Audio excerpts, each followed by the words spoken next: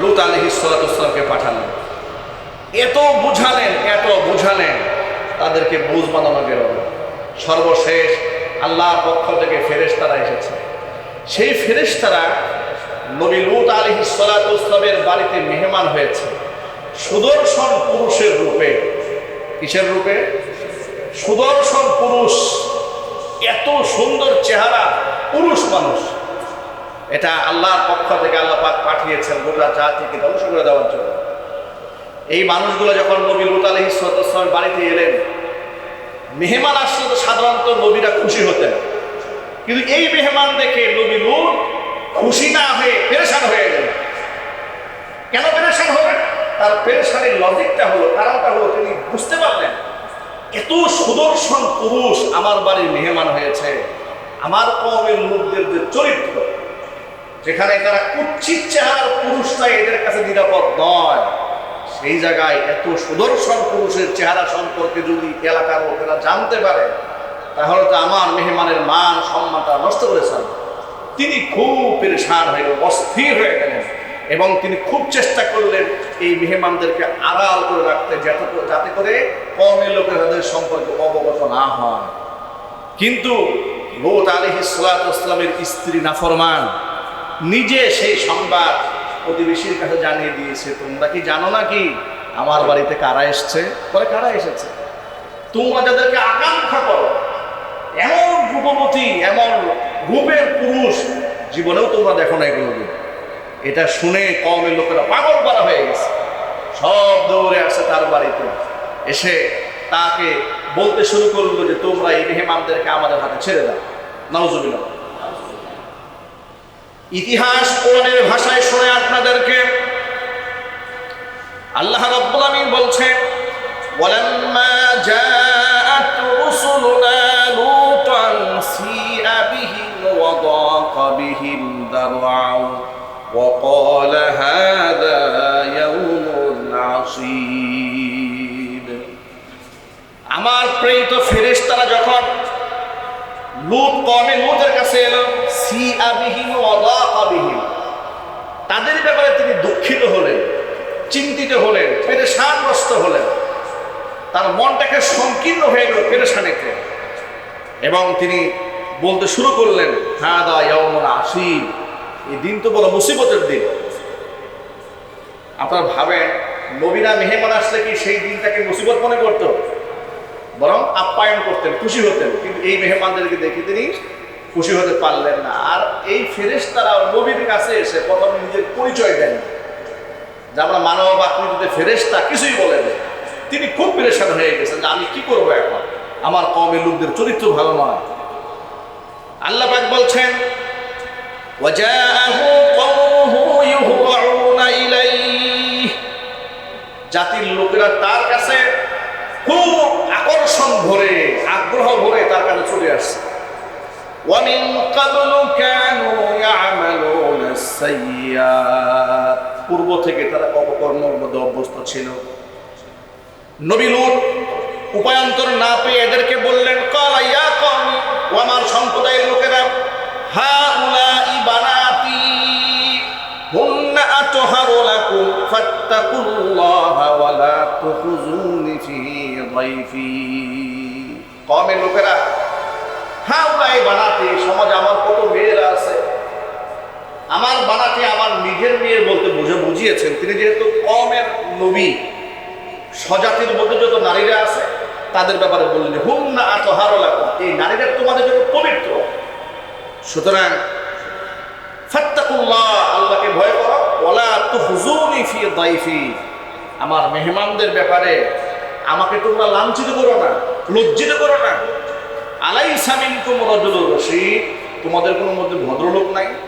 বিরক্ত হয়ে বলছেন, কি ব্যাপার, তোমাদের মধ্যে কোনো ভদ্রলোক নাই?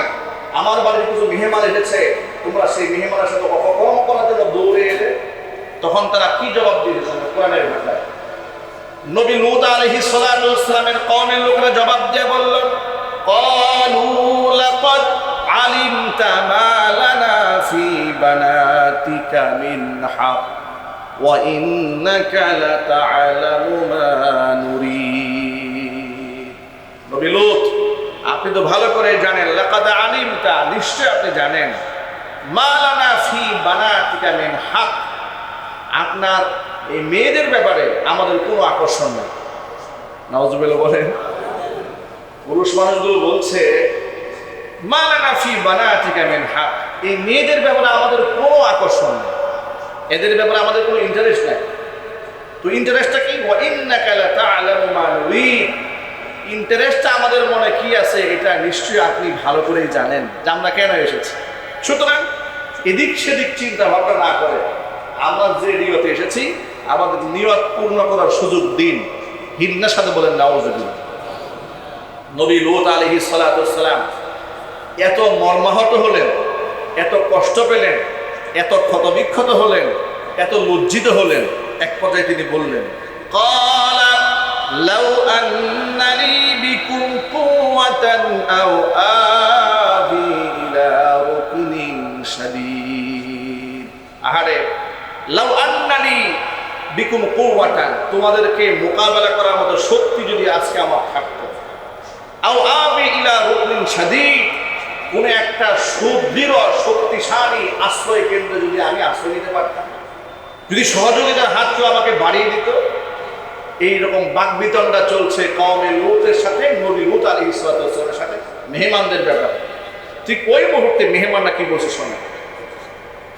মেহমানরা যখন দেখলো নবী পেরেশান, অস্থির তাদেরকে নিয়ে, এবার মেহমান মেজবান নবী লূতকে ডাক দিয়ে বলছে, ক্বালু ইয়া লূত ইন্না রুসুলু রাব্বিক লান ইয়াসিলু ইলাইকা ফাআসরি বিআহলিকা বিকিতইন মিনাল লাইলি ওয়ালা ইয়ালতাফিত মিনকুম আহাদুন ইল্লা ইমরাআতাক ইন্নাহু মুসীবুহা মা আসাবাহুম ইন্না মাওঈদাহুমুস সুবহু ওয়া লাইসাস সুবহু বিকারীব।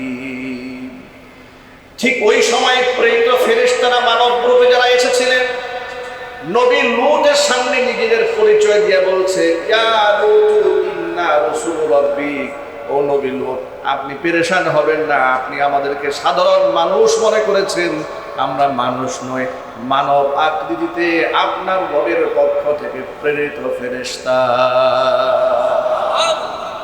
এসেছি। কেন? আপনার জাতিকে ধ্বংস করে দেওয়ার জন্য আল্লাহ পাক আমাদেরকে পাঠিয়েছেন। আপনি পেরেশান হবেন না আমাদেরকে নিয়ে। লাইয়াসিলু ইলাইক, এরা কোশ্চিন কালেও আপনার পর্যন্ত কোনোভাবেই পৌঁছতে পারবে না। আপনি পেরেশান হবেন না, ওরা না আপনাকে টাচ করতে পারবে না আমাদেরকে ওরা ছুঁতে পারবে। লাইয়াসিলু ইলাইক, কোনো ক্রমেই ওরা আপনার দ্বারস্থ হতে পারবে না। সুতরাং আপনি এক কাজ করেন, যেহেতু আমরা এসেছি এই জাতিকে ধ্বংস করে দেওয়ার জন্য, ফাআসরি বিআহলিকা বিকিতইন মিনাল লাইল, রাতের কোনো অংশে আপনি আপনার পরিবার পরিজন নিয়ে এলাকা থেকে অন্য জায়গায় চলে যান। আপনি এলাকাটা ছাড়েন, এলাকাটাকে ধ্বংস করে দেওয়ার জন্য আল্লাহ পাক নির্দেশ প্রদান করেছে। কারণ তারা যে পাপ করেছে এই পাপের শাস্তি আল্লাহর পক্ষ থেকে গজব ছাড়া কিছু নয়, কারণ তাদেরকে বারবার সতর্ক করা হয়েছে। এরপরে তিনি বললেন, তবে মনে রাখবেন একটি কথা, লাইয়াসরি বিআহলিকা বিকিতইন মিনাল লাইল ওয়ালা ইয়ালতাফিত মিনকুম আহাদুন ইল্লা ইমরাআতাক, আপনারা যখন সামনের দিকে চলে যাবেন, দৌড়ে দৌড়ে পালাবেন, পেছনের দিকে পিছপা হয়ে একবারও ফিরে তাকাবেন। ওই মায়া মহব্বত দেবেন, আহারে আমার কওমের লোকের ধ্বংস হয়ে যাবে, আহারে অমুকের জন্য মায়া লাগছে, এই ধরনের মায়া আপনি এদের প্রতি প্রদর্শন করতে যাবেন না। তবে মনে রাখবেন, ইল্লা ইমরাআতাক, আপনার স্ত্রীকে ছেড়ে যাবেন, ওকে নিয়ে যাবেন। সুবহানাল্লাহ বলেন। আপনি চলে যাবেন আপনার সদস্যদেরকে নিয়ে, আপনার বউ নিয়ে যাবেন। কারণ ইন্নাহু মুসীবুহা মা আসাবাহুম, যে বিপদ ওদের ধরবে সেই বিপদ আপনার বউরও ছাড়বে না। কারণ আপনার বউ সম অপরাধী, সে নিজে সমকামিতা না করলেও সমকামীদেরকে খুরাক জুগিয়ে দিয়েছে সারা জীবনভর। নবীর স্ত্রী হওয়ার পরেও নবীর আদর্শের বিরুদ্ধে কাজ করেছে। সুতরাং ইন্নাহু মুসীবুহা মা আসাবাহুম, যে বিপদ ওদের ধরবে, যে গজব এদেরকে ধরবে, সেই বিপদ তাদেরকে ধরবে। লূত আলাইহিস সালাতু ওয়াস সালামকে বলছি, ইন্না মাওঈদাহুমুস সুবহ, তবে অ্যাকশনটা শুরু হবে শেষ রাতে। সুবহানাল্লাহ বলেন। সকালবেলা, সুবহ, সকালবেলা নির্ধারিত সময়ে এদের উপর আল্লাহর পক্ষ থেকে আযাব গজব শুরু হয়ে যাবে। ফেরেশতারা বলছে আলাইসা সুবহু বিকারীব, এই সকাল এটা কি একেবারেই খুব অত্যাসন্ন নয়? তাড়াতাড়ি ভাগেন, তাড়াতাড়ি পালান আপনি। আল্লাহ পাক এর বলছেন ফালাম্মা জাআ আমরুনা জাআলনা আলিয়াহা সাফিলাহা ওয়া আমতারনা আলাইহা হিজারাতাম মিন সিজ্জিলিম মানদুদ মুসাওয়ামাতান ইনদা রাব্বিক ওয়া মা হিয়া মিনাজ যালিমিন বিবাঈদ। আল্লাহ পাক বললেন আমার নবী লূত যখন সরে গেল এলাকা ছেড়ে, ফালাম্মা জাআ আমরুনা, আমার শাস্তি যখন চলে আসলো, জাআলনা আলিয়াহা সাফিলাহা, এদের এপিট উপিট করে দিলাম, মানে উপরটাকে নিচটাকে উপর বানায়া দিলাম। জমিন একে মাটি সহ উপরে নিয়ে আসে, এখান থেকে আল্লাহ পাক উল্টায় দিয়েছে। ওয়া আমতারনা আলাইহা হিজারাতাম মিন সিজ্জিলিম মানদুদ, শুধুমাত্র এখান থেকে ছেড়েই দেখ নাই, আল্লাহ পাক তাদের উপর পাথরের বৃষ্টি নিক্ষেপ করেছে, পাথরের বৃষ্টি। এমনকি মুসাওয়ামাতান ইনদা রাব্বিক, সেই পাথর এমন পাথর যে প্রত্যেকটা পাথরের গায়ে লিখিত ছিল এই পাথর কোন ব্যক্তিকে আঘাত করবে। আল্লাহু আকবার। আল্লাহ বলছেন প্রত্যেকটা পাথরের গায়ে লিখে দিয়েছিলাম এই পাথর কোন ব্যক্তিকে হিট করবে, আঘাত করবে। ভাইরা আমার, এভাবে কওমে লূতের সেই গোটা জমিনটাকে মাটি সব উপড়ায় ফেললেন, এবং সেখানে আজও সেখানে কোনো প্রাণী বসবাস করতে পারে না। পৃথিবীর সবচেয়ে নিম্ন জমিন সেই কওমে লূতের সেই জমিন, যেটাকে ডেড সি বলা হয়, তা মৃত সাগর বলা হয়, আজও বিশ্ববাসীর জন্য আল্লাহ পাক নিদর্শন বানিয়ে রেখে দিয়েছেন। তাহলে যেই পাপের কারণে আল্লাহ পাক এই পৃথিবী থেকে একটা সম্প্রদায়কে ধ্বংস করেছে, যে পাপের কারণে জমিন সহ মাটি উল্টায়া দিয়েছেন, যে পাপের কারণে মানুষের উপর আল্লাহ পাথরের বৃষ্টি বর্ষণ করেছেন, সেই পাপটাকে পশ্চিমারা, ইউরোপ, আমেরিকার লোকেরা তারা শুধু সামাজিক অধিকার হিসেবে প্রতিষ্ঠিত করে নাই, রাষ্ট্র এবং মানবাধিকার হিসেবে প্রতিষ্ঠিত করেছে। নাউজুবিল্লাহ বলেন। এখন সেই মানবাধিকার কমিশন যদি ঢাকাতে আসে, আর এই দেশের কিছু সমকামী লোকেরা তারা যদি প্রকাশ্যে এদের আন্দোলন করা শুরু করে, আমরা আলেমরা যদি বাধা হয়ে দাঁড়ায়, সবগুলো যাবে মানবাধিকার কমিশনের কাছে, গিয়ে বলবে স্যার দেখেন আমরা এই হোমোসেক্সুয়ালিটি প্রচার করতে চাই, আমাদের মানবাধিকার লঙ্ঘন করা হচ্ছে। মানবাধিকার লঙ্ঘন করার অপরাধে তখন এই দেশের আলেমদের বিরুদ্ধে মামলা হয়ে যাবে। অর্থাৎ ঠিক না ঠিক জুড়ে বলে। সুতরাং পশ্চিমা বিশ্ব মানবাধিকার নিয়ে কাজ করছে, আমি তাদের সব কাজ নিয়ে বিরোধিতা করি না, কিন্তু এ মানবাধিকারের নামে এখনো অসংখ্য কাজ আছে যা ইসলাম সমর্থন করে না। কারণ ইসলাম মানুষকে অধিকার দিয়েছে, তবে তাদের অধিকার এটা আল্লাহর পক্ষ থেকে নির্ধারিত, তাদের স্বাধীনতা এটা আল্লাহর পক্ষ থেকে সংরক্ষিত। এমন কোনো স্বাধীনতা আল্লাহ পাক মানুষকে দান করেন নাই যা মানুষের সভ্যতাকে ধ্বংস করে দেয়, মানুষের অস্তিত্বকে বিনাশ করে দেয়। কথা বলতে হবে, ঠিক কিনা বলে?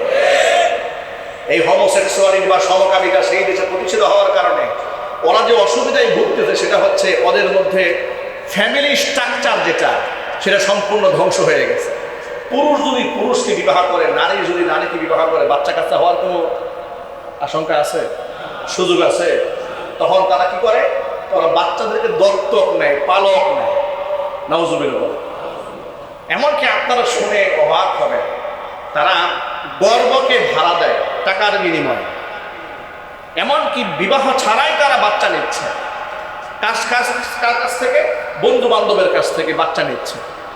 আমার খুব ঘনিষ্ঠ এক বন্ধু ইংল্যান্ডে কিছুদিন হলো গিয়েছে, তিনি আমাকে কিছুদিন আগে এসেছিলেন আমার বাসায়, এসে বলছে তার একটা কলিগ মেয়ে মানুষ চাকরি করে, তার 4টা বাচ্চা। তো 4টা বাচ্চা, তো সে কথায় কথায় একদিন বলছে তার নাকি এখনো বিয়ে হয়নি। তো সে অবাক হয়ে জিজ্ঞেস করলো, তোমার 4টা বাচ্চা তুমি বিবাহ করে? বলে না, আমি হচ্ছে সিঙ্গেল মাদার। এটা ওদের দেশের পরিভাষা। কি মাদার? সিঙ্গেল মাদার, মানে বাবা ছাড়া বাচ্চা জন্ম দিয়েছে, যে মা হয়েছে। তো তুমি যদি মা হলে তো বাবা নাই, তোমার স্বামী নাই, তো এদের বাচ্চাকে? আমি ফ্রেন্ডদের কাছ থেকে নিয়েছি, তবে আমার ফ্রেন্ড আছে, বন্ধু আছে। নাউজুবিল্লাহ বলে। স্বামী নাই, কি আছে? বন্ধু আছে। আচ্ছা, এর মধ্যে কি নারী কিংবা এই বাচ্চার কোনো সম্মান আছে? একজন স্ত্রীকে আপনার খুব সহজ ভাষায় বুঝে, ইসলাম পৃথিবীর প্রত্যেকটা মানুষের মর্যাদাকে রক্ষা করেছে। আপনি যখন বিবাহ করবেন তখন সেই স্ত্রীর ভরণ পোষণ চিকিৎসা সমস্ত দায়ভার আপনার উপর বর্তাবে, ঠিক না? তার সুখ শান্তি সমৃদ্ধি সব আপনার উপর আইনত বর্তায় যাবে। এর মধ্যে সম্মান আছে নাকি গার্লফ্রেন্ড বানায় যখন শুধু জৈবিক চাহিদা মেটাবার দরকার ওই সময় ডাক দিল, এর মধ্যে সম্মান আছে? ওর মধ্যে আদৌ কোনো সম্মান আছে?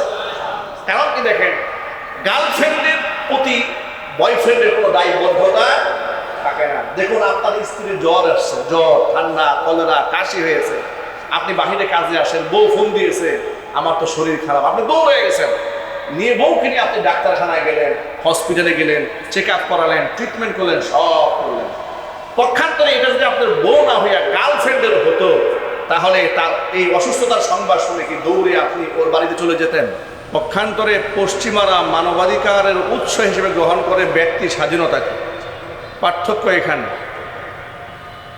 ইসলাম যারা বিশ্বাস করে, কোরআন যারা বিশ্বাস করে, তারা মানবাধিকারের মূল উৎস, জ্ঞানের মূল প্রতিপাদ্য বিষয় বিশ্বাস করে আল্লাহর পক্ষ থেকে নাজিলকৃত কোরআন থেকে, রাসূল পাক সাল্লাল্লাহু আলাইহি ওয়াসাল্লামের সুন্নাহ থেকে।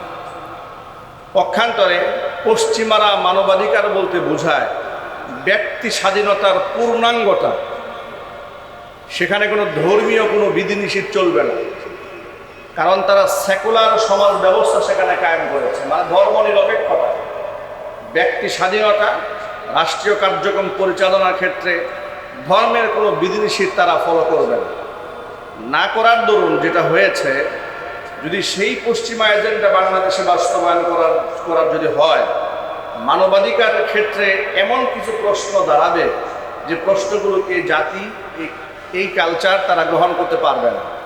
তার পেছনে কারণ হলো বাংলাদেশে 90 থেকে 95% মানুষ মুসলমান, তাদের ধর্মীয় বিশ্বাস ইসলাম, তারা জন্মসূত্রে এই ইসলামকে ভালোবাসে, ইসলামী মূল্যবোধে বিশ্বাসী, ঠিক কিনা বলেন?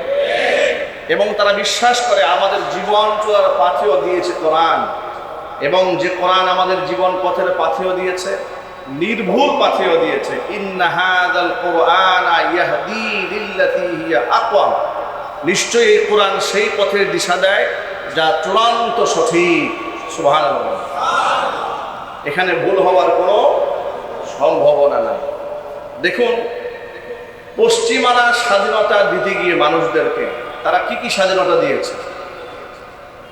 তারা একটা নিকৃষ্ট মানবাধিকার সেখানে কায়েম করেছে, সেটা হচ্ছে হোমোসেক্সুয়ালিটি বা সমকামিতা, লেসবিয়ান, গেই, বাইসেক্সুয়াল, এই সমস্ত বিষয়গুলোকে তারা শুধু সামাজিকভাবে প্রতিষ্ঠা দিয়েছে তা নয়, রাষ্ট্রীয় অবকাঠামোতে আইন করে পাশ করে দিয়েছে। কেউ যদি চায় ছেলে হয়ে ছেলেকে বিবাহ করতে পারবে, মেয়ে হয়ে মেয়েকে বিবাহ করতে পারবে। এমনকি বিবাহ ছাড়াও যদি ছেলে ছেলে মেয়ে মেয়ে লিভ টুগেদার করতে চায় তাহলে এটা সামাজিকভাবে ধিকৃতও নয়, নিন্দিতও নয়, বরং কোনো কোনো ক্ষেত্রে এটা প্রশংসিত ভূমিকা পালন করবে। এটাকে তারা মানবাধিকার হিসেবে আখ্যায়িত করেছে। তারা আবার এটাকে বৈজ্ঞানিক ব্যাখ্যা করেছে যে জন্মগতভাবে কিছু পুরুষ এমন হয় যে নারীদের প্রতি তার আকর্ষণ থাকে না, তার আকর্ষণ পুরুষের উপর থাকে, সুতরাং তাকে অধিকার দেওয়া উচিত। বৈজ্ঞানিকভাবে তারা বিশ্লেষণ করে দেখলো জন্মগতভাবে কিছু নারী আছে যাদের পুরুষের উপর আকর্ষণ হয় না, নারীর উপর তাদের যৌন আকর্ষণ হয়, সুতরাং তাদের এই অধিকারটা নিশ্চিত করা উচিত। কত বড় জাহেল হলে, উন্মাদ হলে এটাকে মানবাধিকারের তালিকায় এনে প্রশংসার দ্বার প্রান্তে পৌঁছে দিয়েছে, যার দরুন রাষ্ট্রীয় অবকাঠামোতে পশ্চিমার বিশ্বে, বিশেষ করে Europe, America, France, Canada, German, Britain, এই সমস্ত রাষ্ট্রে সমকামিতাকে রাষ্ট্রীয় রূপ দিয়েছে। আনুষ্ঠানিকভাবে তারা ঘটা করে বিরাট বড় আয়োজন করে পুরুষ পুরুষকে বিবাহ করছে, নারী নারীকে বিবাহ করছে। এগুলো শুনতেও আমাদের ঘৃণা হয়, চিৎকার দিয়ে বলেন নাউযুবিল্লাহ। আমাদের শুনতে ঘৃণা কেন হয় জানেন? কারণ ওই দুষ্কৃতিকারীদের সাথে আমাদের কালচারের সম্পর্ক না। ওই নিকৃষ্ট কাজ যারা করে তাদের সাথে এই সমাজের মানুষের সম্পর্ক নেই, কারণ এই সমাজের মানুষ কোরআন বিশ্বাসী। ঠিক কিনা জুড়ে বলে? ১৫০০ বছর আগে নবী করিম সাল্লাল্লাহু আলাইহি ওয়াসাল্লাম এই অপকর্মের বিরুদ্ধে এত শক্ত কথা বলেছেন। আল্লাহর নবী সাল্লাল্লাহু আলাইহি ওয়াসাল্লাম বলেছেন, ইযা ওয়াজাদতুম মান আমিলা আমালা কওমি লূত ফাকতুলুল ফাইলা ওয়াল মাফউলা বিহি আও কামা ক্বালা আলাইহিস সালাতু ওয়াস সালাম।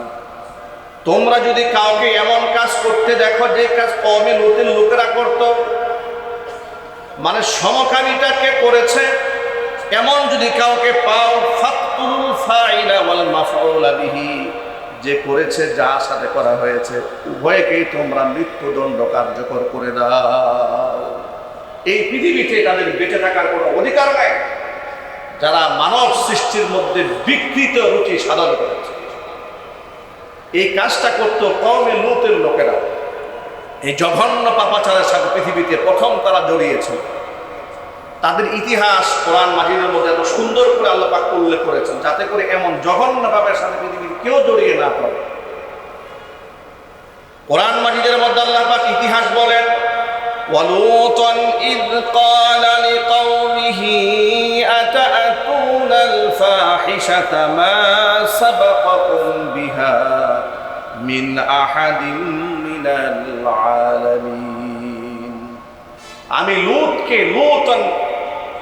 আমি স্মরণ করো লূত আলাইহিস সালাতু ওয়াস সালামের কথা। ইয ক্বালা লিকাওমিহি, যখন তিনি তার জাতির লোকদেরকে বললেন, আতা'তুনাল ফাহিশা মা সাবাকাকুম বিহা মিন আহাদিন মিনাল আলামিন, তোমরা এমন অন্যায় করো যে ধরনের অন্যায় তোমাদের পূর্বে পৃথিবীতে কেউ করেনি।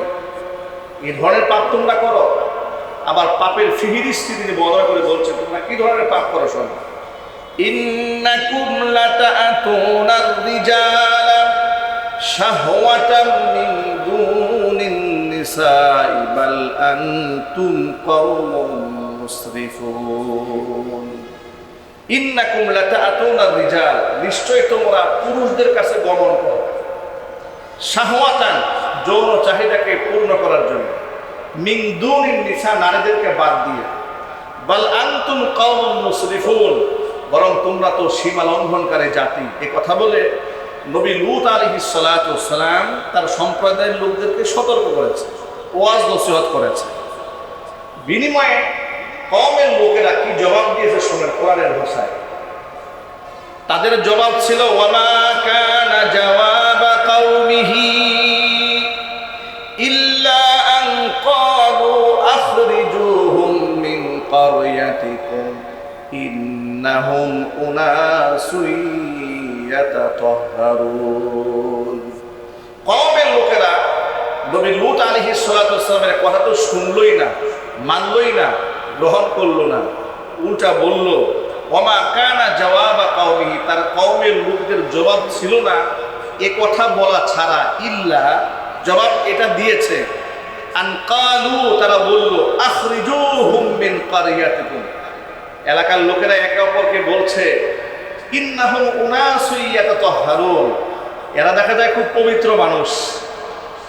লূত আলাইহিস সালাতু ওয়াস সালামের ব্যাপারে এরা বলছে, এরা দেখা যায় কি মানুষ, খুব ভালো মানুষ, হঠাৎ করে আমাদের সমাজের মধ্যে এত ভালো মানুষ থাকতে পারবে না।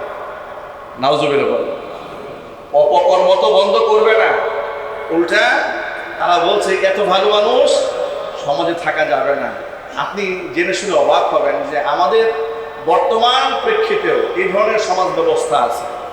একটা অন্যায় হচ্ছে, কেউ গান বাজনা করছে, আপনি গিয়ে বলবেন ভাই এগুলো বাজায় না, তারা বলবে সব জায়গায় হুজুরগিরি চলে না, আপনার ভালো না লাগা চলে যাবে। কি আছে না নাই? এটা হচ্ছে ওই কওমের লূতের সম্প্রদায়ের লোকেরা যে ধরনের জবাব দিয়েছে, এদের জবাবটা এরকম। হঠাৎ করে আপনি যদি কাউকে বাধা দেন, কিছু নিরুৎসাহিত করেন, তাকে সৎ কাজের আদেশ করে অসৎ কাজ থেকে নিষেধ করেন, তো সে কি বলবে জানেন? ভাই এত হুজুরগিরি দেখেন না, আপনার যদি হুজুরগিরি দেখাতে বলে চায় তা আপনি অন্য জায়গায় গিয়ে দেখান। এখানে হুজুরগিরি দেখেন, এখানে আমরা যা করতেছি একটু আমরা প্রমোট করছি, আমাদেরকে ডিস্টার্ব দিয়ে না। এই ধরনের জবাব এই সমাজে আছে না? ঠিক এই জবাবটা দিয়েছে কমে লোতের লোকেরা। তারা বললো এতে তো খুব মুসল্লি দেখা যায়, ইন্নাহুম উনাসু ইয়াতাতাহহারুন, এটা খুব পবিত্র মুসল্লি, এই সমাজে তাকে রাখা যাবে না, এই সমাজ থেকে তাকে বের করে দেয়। সীমা লঙ্ঘন করেছে। একের পর এক সতর্ক করার পরেও যখন তারা সতর্ক হলো না, আল্লাহর পক্ষ থেকে তাদের জন্য অবধারিত হয়ে গেল কঠিন শাস্তি। কোরআন মাজিদের অন্য আয়াতের মধ্যে আল্লাহ রাব্বুল আলামিন তার ধারাবাহিক বর্ণনা দিয়ে বলেছেন, যখন তারা এই সমস্ত কাজের মধ্যে একের পর এক রত হতেই থাকলো, বিরত থাকে না, আল্লাহ রাব্বুল আলামিন আযাবের ফেরেশতা আসমান থেকে নাজিল করে দিয়েছেন জাতিকে ধ্বংস করে দেওয়ার জন্য। কিন্তু ফেরেশতা এসেছে মানুষের আকৃতি দিতে, মানুষের সুরতে ফেরেশতা এসেছে ওই সমাজে। দেখেন কোরআনের ভাষা আল্লাহ পাক ইতিহাস বলেছেন, কোরআনের ভাষায় বলার আগে আপনাদেরকে বুঝাবার জন্য বলি, ওই সমাজের লোকদের চরিত্রটাই এরকম যে নারীদের প্রতি কোনো আকর্ষণ নেই, সব আকর্ষণ পুরুষের উপর। নাউজুবিল্লাহ, একটু জোরে বলেন নাউজুবিল্লাহ। এগুলো শুনতেও আমাদের গায়ে পশম দ্বারা যায়, ঘৃণা করে না, শুনতে ঘৃণা হয়। এই ঘৃণাবোধটা এই জন্য সৃষ্টি হয় যে আমাদের অন্তরে ঈমান আছে। ঘৃণাবোধটা এই জন্য সৃষ্টি হয় যে এই কালচারটা সামাজিকভাবে প্রতিষ্ঠিত নয়। ঘৃণাবোধটা এই জন্য সৃষ্টি হয় আমরা পরকালকে বিশ্বাস করি। ঘৃণাবোধটা এই জন্য সৃষ্টি হয় যে আমরা এই কালচার কল্পনাও করতে পারি না।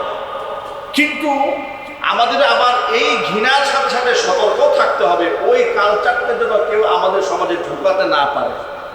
আমি গত জুমায় বলেছি, ওই কালচারটা বাংলাদেশে ঢুকিয়ে দেওয়ার জন্য সমকামীদেরকে বাংলাদেশে বিভিন্ন অনুষ্ঠানে প্রমোট করা হচ্ছে। পুরুষ মানুষ মহিলাদের সুরত ধারণ করে থাকে, তাদেরকে প্রশংসা করা হচ্ছে। ওটা ঠিক নেবে ঠিক বলে সুকৌশলে তারা এই কাজগুলো করে যাচ্ছে। আপনাদেরকে সতর্ক করার জন্য আরেকটা তথ্য দিয়ে দেই, এই যে রংধনু মার্কা দেখবে বিভিন্ন গেঞ্জি পাওয়া যায় বাজারে, ক্যাপ পাওয়া যায়। এই রংধনু ব্যাসটা, এই যে ফ্ল্যাগগুলো, পতাকাগুলো, এটা গোটা পৃথিবীতে এই পতাকা ইউজ করে, এই প্রতীক ব্যবহার করে সমকামীরা। সমকামীদের প্রতীক হচ্ছে রংধনু ব্যাস, খুব মনে রাখবেন। রংধনু মার্কা ক্যাপ, রংধনু মার্কা গেঞ্জি, রংধনু মার্কা পেন, রংধনু মার্কা যে কোনো প্রসাধনী, মনে রাখবেন সূক্ষ্মভাবে এটা সমকামীদেরকে ক্যাম্পেইন করে। সুতরাং এই ব্যাপারে সতর্ক থাকবেন। এটা হচ্ছে লেসবিয়ান, গেই, হোমোসেক্সুয়ালিটি যারা করে তাদের প্রতীক। তাদের কিসের প্রতীক? এটা সমকামীদের প্রতীক। সবাই বলেন কিসের প্রতীক? এই ব্যাপারে খুব সতর্ক থাকবেন। এই রংধনু প্রতীক নিয়ে যেন কেউ ব্যবহার করতে না পারে। আল্লাহ আমাদের হেফাজত করেন, আমিন বলেন আমিন। তো প্রবলেমটা কোথায়? প্রবলেমটা হচ্ছে, দেখেন, যখন এই কাজগুলো তারা করতে থাকলো, তাহলে কি এর মাধ্যমে এই নারীকে আদৌ কোনো সম্মান দেওয়া হলো? তার অধিকার প্রতিষ্ঠিত করা হলো? ইসলাম বলেছে না, এইভাবে তুমি নারীদের সতীত্বকে ভোগ করবে কিন্তু অধিকার দিবে না, তা হবে না। এই জন্য ইসলাম বিবাহকে অত্যন্ত শ্রদ্ধার সাথে, গুরুত্বের সাথে সমাজে প্রতিষ্ঠিত করেছে। গার্লফ্রেন্ড বয়ফ্রেন্ড কালচারকে চিরতরে হারাম করে দিচ্ছে। চিল্লা এখন সুবহানাল্লাহ বলেন। আর সেই পশ্চিমা কালচার ওপেনে হয়ে যায় বাংলাদেশে। এখনো পর্যন্ত ওপেন হচ্ছে না, আমি সেটা বলবো না, কিন্তু হচ্ছে। সামাজিক দায়বদ্ধতা আছে। সুযোগ পেলে লোকেরা জুতা পিটা করে, গলার মধ্যে জুতার মালা ঝুলাই দেয়, নাকে খড় দেওয়ায়, এলাকা ছাড়া করে, বিভিন্ন হোটেলে গিয়ে রেট দেয়। যখন মানবাধিকার কমিশন ঢাকাতে বসবে তখন আপনি আর এদের বিরুদ্ধে কিচ্ছু করতে পারবেন না, কারণ এটাও মানবাধিকারের একটা অংশ। নাউজুবিল্লাহ বলেন। এই জন্য আমি আপনাদেরকে সবসময় বলি, ইসলাম যে মানুষের অধিকার দিয়েছে সেটা যদি সামাজিকভাবে প্রতিষ্ঠিত হয় তাহলে পৃথিবীর পশ্চিমাদের কাছ থেকে আমাদের মানবাধিকার শেখার কোনো দরকার হবে না। এখন আমি আপনাদের কাছে জানতে চাই, আপনার কি ইসলামের মানবাধিকার চান না পশ্চিমাদের মানবাধিকার চান? ইসলামের মানবাধিকার কারা কারা চান? তো হাত দেখতে চান। মাশাআল্লাহ, আল্লাহ যেন কবুল করে, জোরে বলেন আমিন। হাত নামান। হাজার বছরের ঐতিহ্য এই উপমহাদেশে ইসলামের দাওয়াতের কাজ চলছে। আমাদের পূর্বে আমাদের পূর্ববর্তীরা কোরআন খুলে খুলে, হাদিস খুলে খুলে মানুষদেরকে এভাবে বুঝিয়েছে। আমাদের পূর্বসূরীদের অবদানে আমরা ইসলাম পেয়েছি। এই দেশ ইসলামের আদর্শে আদর্শিত হয়েছে। এই এতগুলো মানুষের মাথায় টুপি, আমাদের মা বোনদের গায়ে বুরকা, এটা আলেমদের অবদান, ঠিক কিনা যদি বলে? আলেমদের অবদান শুধুমাত্র দাড়ি, বোরকা, টুপি আর হিজাবের মধ্যে সীমাবদ্ধ নয়, বরং আমি মনে করি প্রত্যেকটা এই জাতির সন্তান জন্মলগ্ন থেকে শুরু করে মৃত্যু পর্যন্ত পদে পদে এদের জীবনের প্রত্যেকটা অঙ্গের সাথে আলেমদের অবদান মিশে আছে। আলেমদের অবদান কি অস্বীকার করার কোনো সুযোগ আছে? আরো যদি বলুন, সুযোগ আছে। কিন্তু অত্যন্ত দুঃখ এবং পরিতাপের সাথে আপনারা লক্ষ্য করেছেন, দেশ স্বাধীন হওয়ার পর থেকে আলেমদের অবদান রাষ্ট্রীয়ভাবে এ দেশ কখনো স্বীকার করে। কথা বলেন, স্বীকার না করার পেছনে আমাদের পার্শ্ববর্তী ভারতের দাদা বাবুদের হাত রয়েছে। দাদা বাবুরা কখনোই চায় না দাড়ি, টুপি, ইসলামপন্থীদের অবদান মিডিয়াতে প্রচার হোক, তাদের ভালো গুণগুলো জাতির সামনে আসুক, তারা কোনোদিন চায় না। তারা চেয়েছে কোনটা? আলেমদের হাজারো ভালো কাজ থাকা সত্ত্বেও সেগুলো মিডিয়াতে আসে না। কোন এক মাদ্রাসার কোনো শিক্ষক যদি একটু অপকর্ম করে তাহলে সব মিডিয়া পাগল হয়ে যায়। কথা ঠিক না ব্যাটিক জুড়ে বলে? আমি তো হলফ করে বলতে পারি, আমি চ্যালেঞ্জ করে বলতে পারি, 56,000 বর্গ মাইলের এই বাংলাদেশে একমাত্র আলেমরাই সবচেয়ে স্বল্প মূল্যের বেতন গ্রহণ করে জাতিকে সর্বশ্রেষ্ঠ নিঃস্বার্থ সেবা দিয়ে যাচ্ছে। আলেমরা টেন্ডারবাজের সাথে জড়িত নয়, চাঁদাবাজের সাথে জড়িত নয়, হোটেল বাণিজ্যের সাথে জড়িত নয়, বাজার সিন্ডিকেটের সাথে জড়িত নয়। মানুষকে বুকে পাড়া দিয়ে এই যে গতকালকে চৌরাস্তার মাটিতে যা হয়েছে, গাজীপুরের মাটিতে যা হয়েছে, সেখানে আমরা দেখেছি, সংবাদ মাধ্যমে জানতে পেরেছি, চাঁদাবাজদের বিরুদ্ধে রিপোর্ট করায় চাঁদাবাজরা ক্ষিপ্ত হয়ে পাথর মেরে প্রকাশ্য দিবালোকে মানুষের সামনে কুপিয়ে সাংবাদিককে হত্যা করেছে। নাউজুবিল্লাহ পড়ে। এই সমস্ত হত্যাকাণ্ডের সাথে দাড়ি, টুপি, পাঞ্জাবি পরা লোকদের কোনো সম্পর্ক আছে? এরপরেও জঙ্গি মামলা হয় দাড়িওয়ালাদের বিরুদ্ধে, এদের বিরুদ্ধে কোনো জঙ্গি মামলা হয় না। কথা ঠিক না? ঠিক না? আমি মনে করি এই দেশের আলেমদেরকে যারা জঙ্গি বলে তারা অবৈধ সন্তান ছাড়া কিচ্ছু হতে পারে না। কথা বলে আলেম ওলামাদের অবদান রাষ্ট্র স্বীকার করে না। জুলাই আগস্টের বিপ্লবে, স্বৈরাচার হাসিনার পতনে ঘোরাবার পেছনে আলেমদের অবদান অস্বীকার্য। আপনারা মনে করেন এই যে জুলাই আগস্টের মাত্র 15-20 দিন আন্দোলনে কি রাষ্ট্র স্বাধীন হয়েছে? এই আন্দোলন 16 বছর ধরে অব্যাহত ছিল। আলেমরা স্বৈরাচারের বিরুদ্ধে কথা বলে জেল খেটেছে, জরিমানা দিয়েছে। কথা বলতে হবে, ঠিক কিনা বলেন? স্বৈরাচারের বিরুদ্ধে কথা বলে, বক্তৃতা করে, তাদের অপকর্মের বিরুদ্ধে দাঁড়িয়ে, তাদের রাষ্ট্রদ্রোহী কার্যক্রমের বিরুদ্ধে আলেমরা প্রতিবাদ করে যে কষ্ট এদেশে ইসলামপন্থীরা পেয়েছে, আলেমরা পেয়েছে, কোন দলের রাজনৈতিক নেতাকর্মী এত কষ্ট ভোগ করে নাই। অথচ সে আলেমদের অবদানকে এই জুলাই সনদে ঘোষণাপত্রে উল্লেখ করা হলো। শাপলা চত্বরে অসংখ্য লোকেরা শাহাদাত বরণ করেছে স্বৈরাচারের বিরুদ্ধে অবস্থান গ্রহণ করে, আন্দোলন করে। 2021 সালে মোদী বিরোধী আন্দোলন করে অসংখ্য ইসলামপন্থীরা জেল খেটেছে, জরিমানা দিয়েছে, বছরের পর বছর আয়না ঘরে থেকেছে। আমার জানতে ইচ্ছা করে যাদেরকে এত বড় লকআপ দেওয়া হচ্ছে তারা কয়দিন জেল খেটেছে, জরিমানা দিয়েছে, আয়না ঘরে থেকেছে। ইসলামপন্থীরা বছরের পর বছর আয়না ঘরে থেকেছে। সুতরাং স্বৈরাচারী ফ্যাসিস্ট হাসিনার পতনের সবচাইতে বড় অবদান এদেশের ইসলামপন্থী। কথা ঠিক কিনা যদি বলে? আপনার সাথে আমার সাথে আপনারা একমত আছেন? কারা কারা একমত আছেন? দোহা দিতে চাচ্ছে। সুতরাং সে আলেমদেরকে তুচ্ছ তাচ্ছিল্য করে, মাইনাস করে বাংলাদেশে কোনো সংবিধান রচিত হবে এটা আমরা বরদাস্ত করতে পারবো না। অবশ্যই জুলাই ঘোষণাপত্র প্রত্যাহার করে নতুন করে ঘোষণাপত্র দিতে হবে, আলেমদের স্বীকৃতি দিতে হবে। অবশ্যই শাহাদাত বরণ করা আলেমদেরকে শ্রেষ্ঠ শহীদ হিসেবে আখ্যায়িত করতে হবে। কথা বলতে হবে মুসলমান, ঠিক কিনা? অবাক হয়ে যায়, এই আলেমদের অবদান তুলে দেওয়া হয়।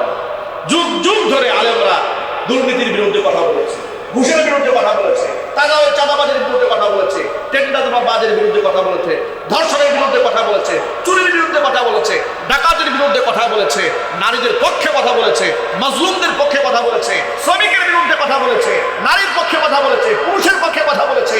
সমস্ত মাজলুম জনকণ্ঠে, জনগণের কণ্ঠ হচ্ছে উলামাদের কণ্ঠ। কথা বলেন, ঠিক কিনা বলেন? নিঃস্বার্থ আলেমরা কাজ করেছে। সুতরাং বর্তমান সরকারকে বলবো, আপনাদের ভালো কর্মের প্রশংসা আমরা করছি, তবে বিদায় মুহূর্তে এমন কোনো কাজ করবেন না যে জাতি আপনাদেরকে ধিক্কার, নিন্দা করবে বা সারা জীবন স্বৈরাচারী হাসিনার মতো স্মরণ করবে। আমরা চাই আপনারা এমন কিছু সুকর্ম করে যান যাতে করে যুগের পর যুগ মানুষ মোনাজাতে আপনাদের জন্য চোখের পানি ছেড়ে দোয়া করে। ঠিক কিনা জোরে বলে? পৃথিবীতে মানুষের দোয়া পাওয়া এর চেয়ে বড় নিয়ামত আর কি হতে পারে? আপনার মৃত্যুর পরে অসংখ্য লোকেরা মারা যায়, লোকেরা আলহামদুলিল্লাহ বলে। এর চেয়ে ব্যর্থ জীবন আর কি হতে পারে? আমি মরে গেলাম আর এলাকার লোকেরা আলহামদুলিল্লাহ বলছে। এর চেয়ে বড় ব্যর্থতা কি হতে পারে? যে আমি জেলখানায় যাচ্ছি, আমাকে কটা দিন নিক্ষেপ করছে। স্বার্থপর তো সেখানে আমার যশ নাই, খ্যাতি নাই, সম্পদ নাই, টাকা নাই, পয়সা নাই, দুনিয়া থেকে চলে যাচ্ছি। অসংখ্য লোকেরা আমার জন্য চোখের পানি ছেড়ে আল্লাহর কাছে কান্না করছে। এটা হচ্ছে মানব জীবনের সফলতা। সুতরাং আসুন আমরা ঐক্যবদ্ধ হই, অন্যায়ের বিরুদ্ধে আমরা রুখে দাঁড়াই। আল্লাহ রাব্বুল আলামিন যেন মানবাধিকার কোরআন এবং সুন্নাহ থেকে শেখার তৌফিক আমাদের দান করেন। পশ্চিমা মানবাধিকার চাই না, আমরা আল্লাহর কোরআন এবং সুন্নাহর মানবাধিকার চাই। আল্লাহ রাব্বুল আলামিন কোরআন সুন্নাহর আইন বাংলাদেশে প্রতিষ্ঠা করার জন্য যারা কাজ করছেন তাদেরকে কবুল করেন, মঞ্জুর করেন। আমিন। ওয়া আখিরু দাওয়ানা আনিল হামদুলিল্লাহি রাব্বিল আলামিন।